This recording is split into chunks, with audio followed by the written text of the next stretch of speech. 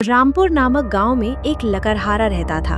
वह हर रोज जंगल में लकड़ियां काटने जाया करता था और वह रोज की तरह लकड़ियां काट रहा था। तभी शाम हो जाती है। अरे भैया ये क्या, ये तो शाम हो गई। अगर रात हो गई तो मैं बहुत बड़े मुसीबत में फंस जाऊंगा। सुबह की इस जंगल में चुड़ैल रहती है और जो भी जंगल में आता है वो लौट कर नहीं जाता है। फिर वह जैसे ही गांव लौट लगता है तभी बारिश शुरू हो जाती है। चलो उस पेड़ के नीचे रुक जाता हूँ।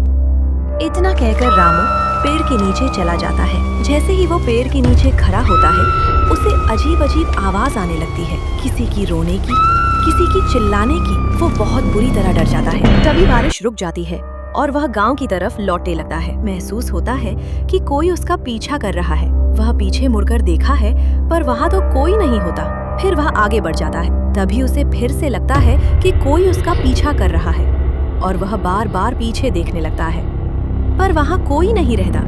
तो वह आगे बढ़ जाता है।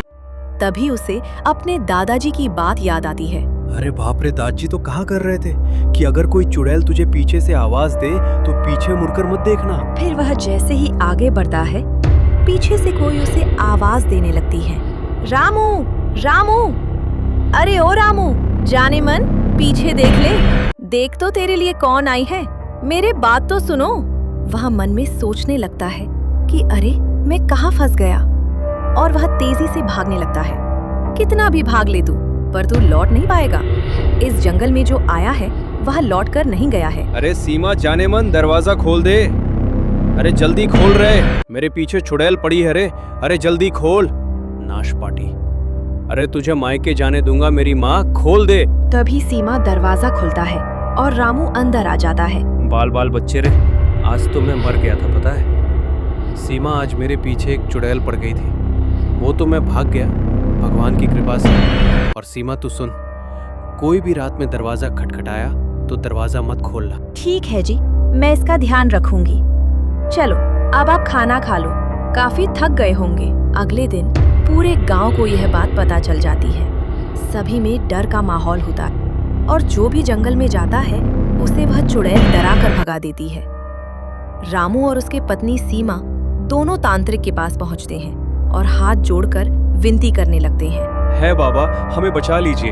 हमारे जंगल में एक चुड़ैल आ पड़ी है, वो लोगों को मार देती है और मैं काफी दिन से लकड़ी काटने भी नहीं जा पा रहा हूँ। अब मेरी रोजी रोटी कैसे चलेगी? आप कुछ करिए बाबा। और सारी घटनाएं बताता है। ठीक है, मैं अपनी शक्तियों से देख पा रहा हूँ कि कैसे वो चुड़ैल तुम्हें परेशान कर रही है। तुम्हें चिंता करने की कोई जरूरत नहीं है, मैंने पहले भी ऐसी चुड़ैलों को भगाया है। तुम बस अपने साथ एक हनुमान भगवान की फोटो रखना और फिर देखो चमत्कार। तांत्रिक की बातें सुनकर रामू अगले ही दिन जंगल में लकड़ी काटने चला जाता है। वो डरते डरते आगे बढ़ता है और उसने जैसे ही आधी लड़कियां कटी, पीछे से चुड़ैल आ गई। क्यों रे रामू, लगता है तुझे मुझे डर नहीं है? अब तो मैं तुझे मार ही डालूंगी। उस दिन तो तू बचकर भाग गया था, पर आज नहीं जा पाएगा। आज तुझे तो भगवान भी नहीं बचा सकते।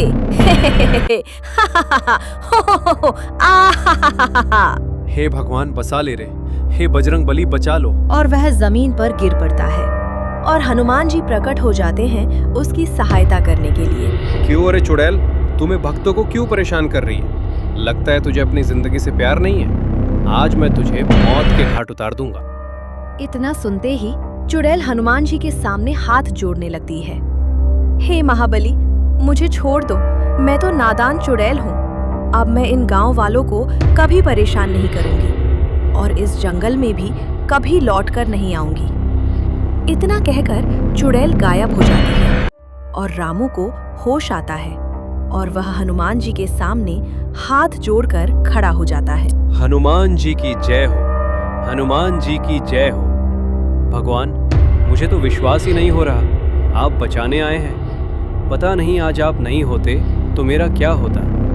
बहुत बहुत शुक्रिया भगवान। फिर रामू अपने घर की ओर लौट जाता है और उसके घर के आगे उसकी पत्नी और सभी गांव वाले उसका इंतजार कर रहे होते हैं और वो पहुंचकर पूरे गांव वालों को सारी बातें बताता है और पूरे गांव वाले खुशी खुशी रहने लगते हैं। अगर ये वीडियो आपको पसंद आया हो तो लाइक जरूर करें और ऐसे ही और वीडियोस देखने के लिए चैनल को सब्सक्राइब करना मत भूलना। आपका एक सब्सक्राइब हमें और बेहतर बनाने की ताकत देता है। अपना ख्याल रखें, मिलते हैं अगली वीडियो में।